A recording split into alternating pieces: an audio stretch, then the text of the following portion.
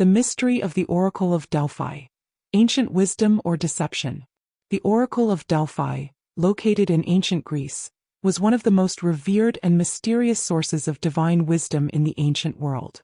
For centuries, people from across the Greek world and beyond traveled to Delphi seeking answers from the gods, particularly the god Apollo, who was believed to speak through the oracle.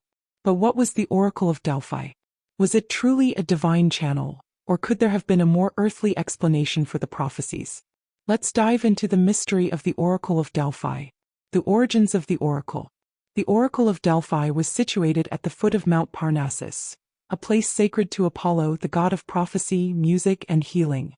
According to Greek mythology, the oracle began with the ancient myth of the serpent Python, a monstrous creature that guarded the area where the temple would later be built.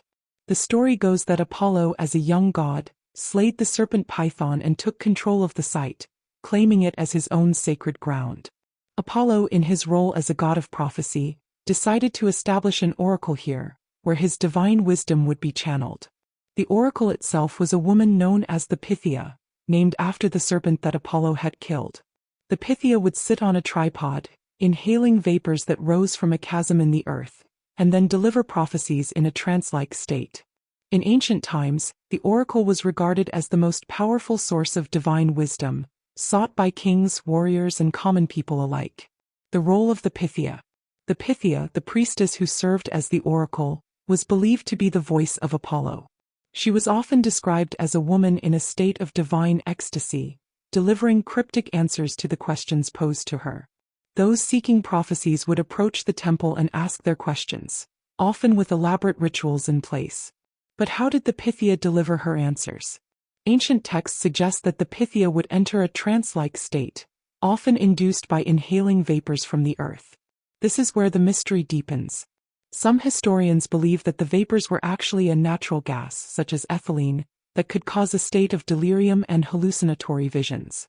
Others have speculated that the Pythia's trance-like state was the result of psychological and spiritual influences, making the oracle's answers seem like messages from the gods. Regardless of the exact cause, the Pythia's words were highly respected and often interpreted as the direct guidance of Apollo himself. The prophecies of the oracle. The Oracle of Delphi wasn't just a local curiosity, it was known throughout the ancient world. Kings and generals would send emissaries to consult the oracle before embarking on important decisions, battles, and even wars. The most famous example of this is the consultation of the oracle by King Croesus of Lydia.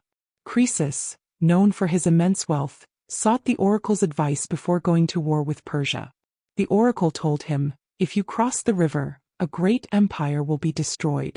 Croesus interpreted this as a prophecy of victory, but the results were quite different. In the end, it was Croesus' own empire that was destroyed, and the prophecy proved to be true in a much more tragic way than he had expected.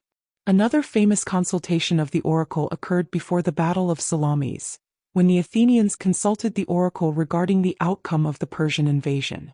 The oracle gave a cryptic response: "Trust in your wooden walls."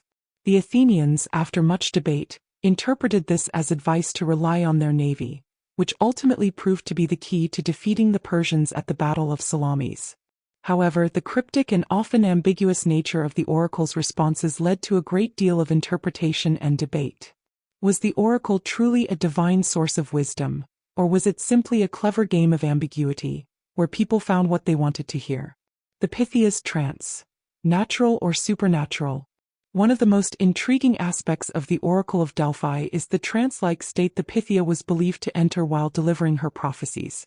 According to ancient accounts, the Pythia would sit on a sacred tripod in the inner sanctum of Apollo's temple and inhale vapors that came from a chasm beneath the temple. What were these vapors and how did they influence the Pythia? Modern scientists have speculated that the fumes could have been composed of natural gases, such as ethylene or methane, which are known to cause feelings of euphoria or altered mental states.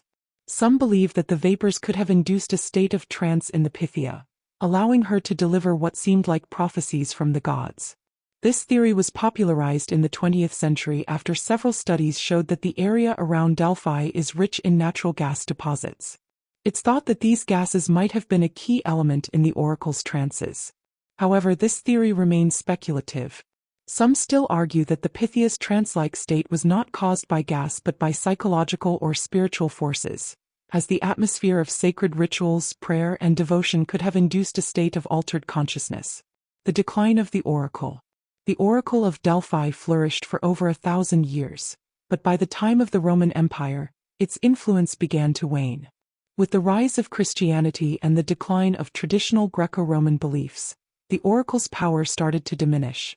In the 4th century AD, the Roman Emperor Theodosius I, who sought to consolidate Christianity as the state religion, issued an edict that closed the pagan temples, including the Temple of Apollo at Delphi. The oracle was silenced and the sacred site fell into disrepair. By the Middle Ages, Delphi had been largely forgotten, and the once great oracle was reduced to myth and legend. Was the Oracle of Delphi real? The question remains. Was the Oracle of Delphi truly a channel for divine wisdom, or was it simply a product of natural phenomena and human psychology? The evidence suggests a combination of factors, both natural and cultural, that contributed to the oracle's enduring legacy. The discovery of natural gas deposits in the region around Delphi adds an intriguing layer to the mystery, suggesting that the trance-like state of the Pythia may have been influenced by real-world elements. However, the religious and cultural significance of the oracle cannot be discounted. To the people of ancient Greece, the oracle was more than just a source of prophecy. It was a powerful symbol of divine guidance and wisdom. The legacy of the oracle. Even though the Oracle of Delphi is no longer active, its legacy endures. The concept of seeking divine guidance from a higher power continues to resonate in many cultures around the world. The idea of the oracle as a figure who could interpret the will of the gods continues to inspire artists, writers, and filmmakers, and the story of Delphi remains one of the most captivating mysteries of the ancient world. What do you think? Was the Oracle of Delphi truly a divine messenger, or was it a clever blend of natural phenomena and human interpretation? The mystery of Delphi continues to intrigue, leaving us to wonder whether ancient wisdom could have been more than just myth. The Oracle of Delphi may no longer speak, but its echoes continue to reverberate through history, reminding us of a time when the divine was closer, and the answers to life's questions were believed to lie within the realm of the gods.